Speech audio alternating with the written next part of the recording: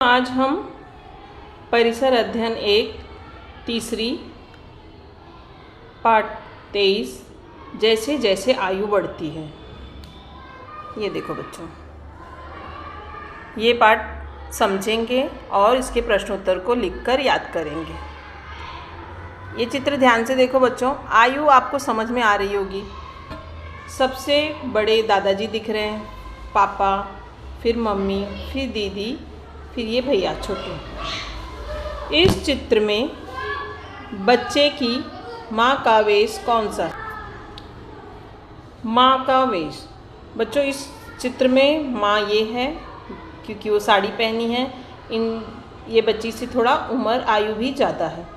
बहन का वेश कौन सा है? तो ये बहन है बच्चों, क्योंकि माँ से उम्र इनकी कम लग रही है और इन्होंने चूड़ीदार ये सब भी पहना। वैसे चूड़ीदार तो माँ भी पहनती है, लेकिन उम्र यहाँ पे पता चल रही है दोनों की कि ये छोटी है। दादाजी के शरीर पर किस रंग की कमीज़ है? दादाजी बुढ़े हैं, इनके बाल सफ़ेद हैं, आँख पे चश्मा है, मुच्छी भी सफ़ेद है, हाथ में लकड़ी है। उन्होंने हल्के नीले और सफ़ेद रंग की कमीज़ पहनी हुई है, कुर्ता। पिताजी ने किस रंग की कमीज़ पहन रखी है? बच्चों पिताजी के बाल काले हैं, ये दादाजी से थोड़ा कम उम्र के हैं। इन्होंने ग्रीन कलर की, हरे रंग की कमीज़ पहन रखी। तुमने कैसे पहचाना कि इनमें माँ कौन है और बहन कौन है? बच्चों आयु के वजह से, आयु का जो उम्र का फ़र्क है, इससे हमें समझ में आ गया। तुमने कैसे पहचाना कि दादाजी कौन है और पिताजी कौन है? वही आयु की फ़र्क की वजह से। पिताजी के बाल थोड़ा काले हैं, दादाजी के वाइट हैं। बड़े लोगों से पूछो नीचे दी गई जानकारी और आप उसकी जानकारी प्राप्त करो। दूध मुहा बच्चा, जो सिर्फ दूध पीते बच्चे, उन्हें दूध मुहा बच्चा कहते हैं। गर्दन कब पकड़ने लगते हैं बच्चों?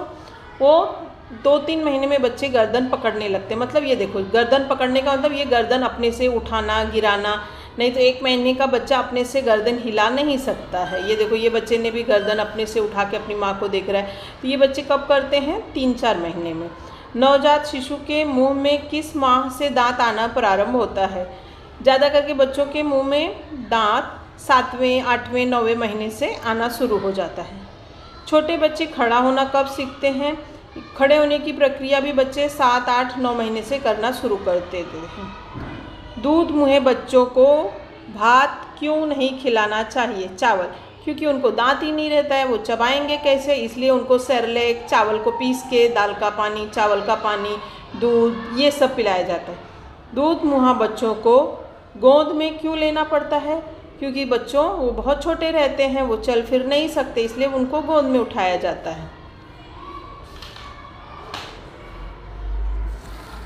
घर में अत्यंत नन्हा बच्चा जब जन्म लेता है तो घर का माहौल एकदम खुशियों से भर जाता है। शिशु की वृद्धि मतलब जब बच्चा बड़ा होता है। ये देखिए बच्चों, एकदम छोटा बच्चा फिर कैसे धीरे धीरे बड़ा होकर एक दिन वो स्कूल जाने लगता है। घर में अत्यंत नन्हा सा बच्चा जन्म लेता है, पूरा घर आनंदमय हो जाता है। माँ उस नन्हे से शिशु का ममता से ध्यान रखती है। शिशु को प्रतिदिन नहलाती है, भूख लगते ही उसे दूध पिलाती है, लोरियां गाकर उसे सुलाती है। शिशु धीरे धीरे बढ़ता है, उसकी ऊंचाइयां बढ़ती हैं, वजन भी बढ़ता है।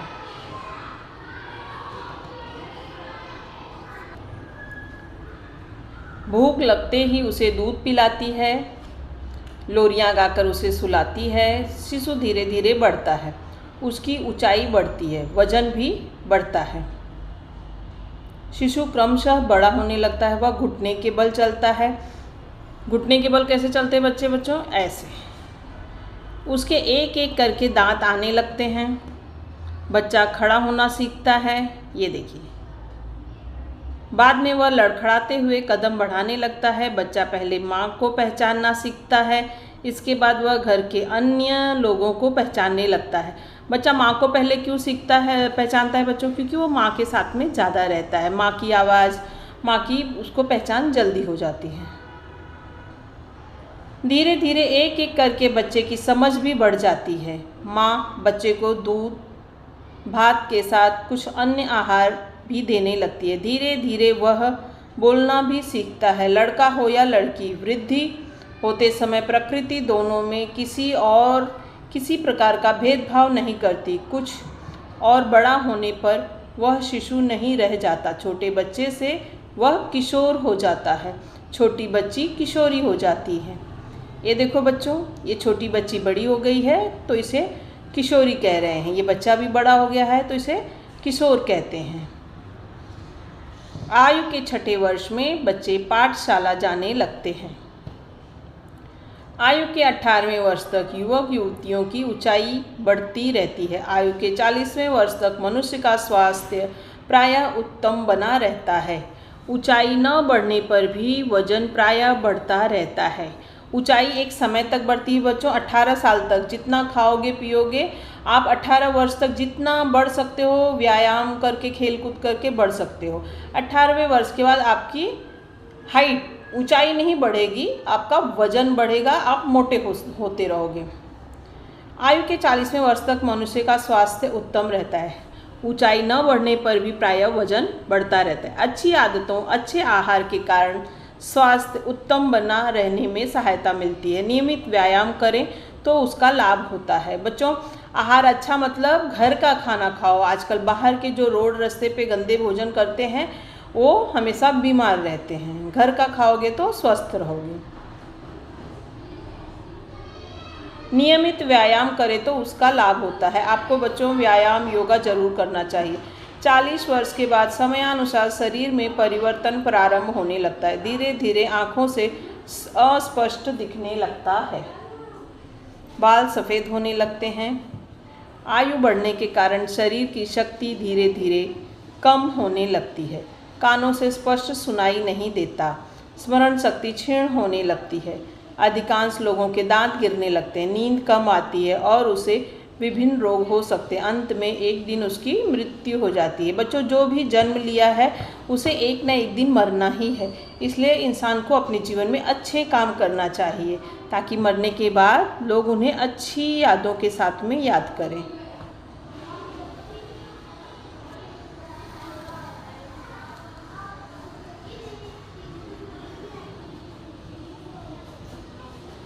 क्या तुम जानते हो बच्चा बड़ा होने के बाद आगे चलकर उसे कुछ रोग हो सकते हैं।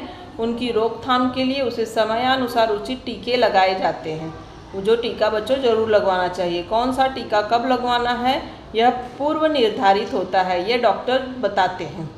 प्रत्येक बच्चे को टीका लगवाना आवश्यक होता है। बताओ तो, एक ही आम के पेड़ के यहाँ पर 3 चित्र दिए हुए हैं।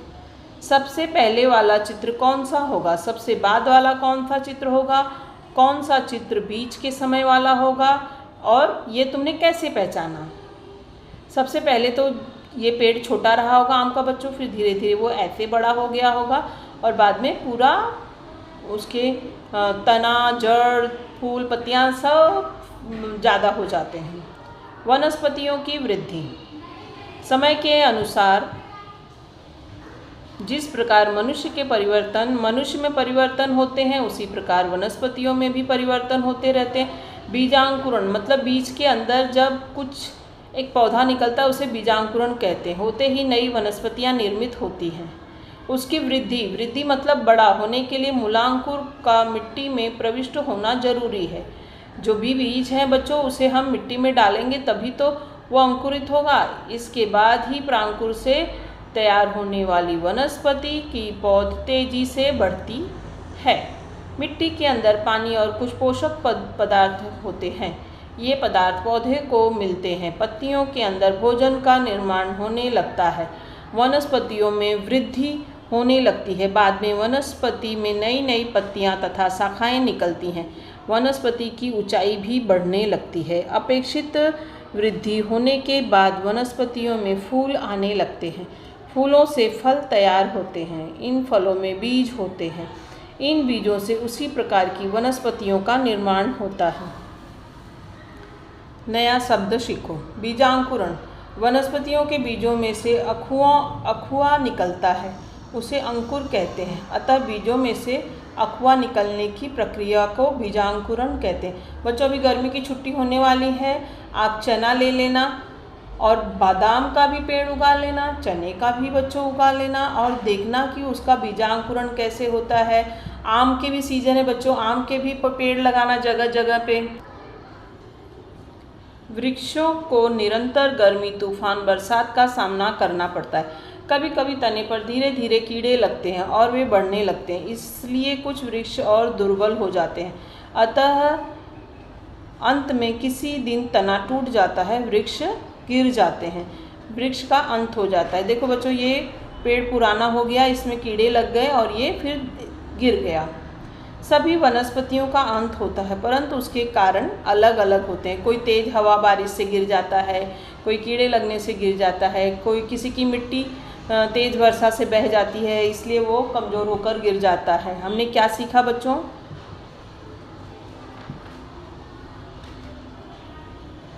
शिशु की वृद्धि तथा प्रगति के कुछ निश्चित चरण होते हैं। आयु के 18वें वर्ष तक व्यक्ति की ऊंचाई बढ़ती रहती है। आयु के 40 वर्ष तक व्यक्ति बुढ़ापे की ओर अग्रसर होता है। मनुष्य की भांति वनस्पतियों में भी समयानुसार परिवर्तन होते रहते हैं। मिट्टी में विभिन्न चरणों में बीज की वृद्धि होती है। बीजांकुरण से लेकर वनस्पतियों की वृद्धि तक के विभिन्न चरण होते हैं। वनस्पतियों की भी ऊंचाई और शक्ति, दृढ़ता में वृद्धि होती है। मनुष्य हो या वनस्पति, सबका एक न एक दिन अंत होता ही है। सदा इस बात को बच्चों ध्यान में रखो कि स्वास्थ्य उत्तम बनाए रखने के लिए सही व्यायाम और उचित आहार महत्वपूर्ण होता है। अब बच्चों बताओ जरा, कोई अपरिचित व्यक्ति तुम्हारी माँ या पिताजी से आयु में छोटा है या बड़ा, इसका अनुमान कैसे लगाओगे और किस आधार पर यह निर्धारित करोगे? बच्चों, उम्र के हिसाब से हम आयु के हिसाब से अनुमान लगा लेंगे कि कौन छोटा है कौन बड़ा। बिल्ली अपने छोटे बच्चों को एक स्थान से दूसरे स्थान पर कैसे ले जाती है? वो प्यार से बच्चों गले पे अपने जबड़ों को उनके गले पे कसकर पकड़कर आराम से एक स्थान से दूसरे स्थान पर ले जाती है। बच्चों, निरीक्षण करना कि बिल्ली अपने बच्चों को कितने प्यार से गले पर पकड़कर ले जाती है। दादाजी के बाल सफ़ेद हो जाते हैं। कई दादाजी के बालों में बुढ़ापे का एक अन्य लक्षण भी दिखाई देता है। वह लक्षण कौन सा है बच्चों?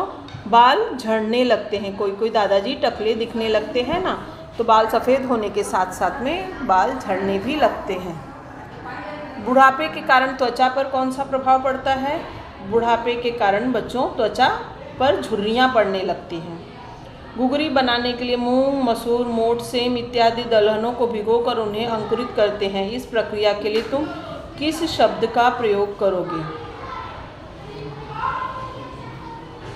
घुघरी ही बोलेंगे बच्चों। घुघरी कितने लोग इसको वो मिसल इसी तरह से बनाकर भिगाकर बनाते हैं। सब्जियां भी इसी प्रकार से बनती हैं।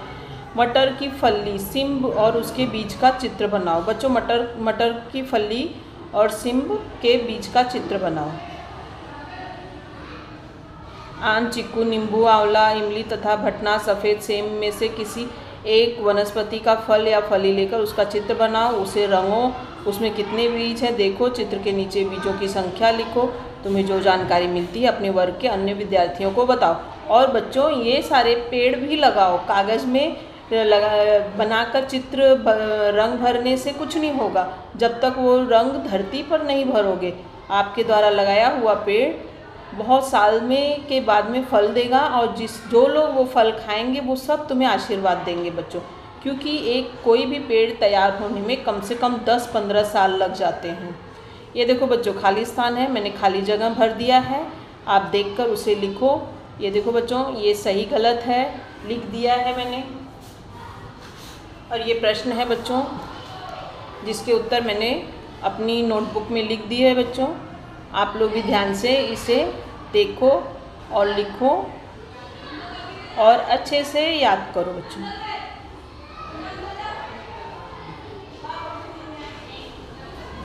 धन्यवाद बच्चों।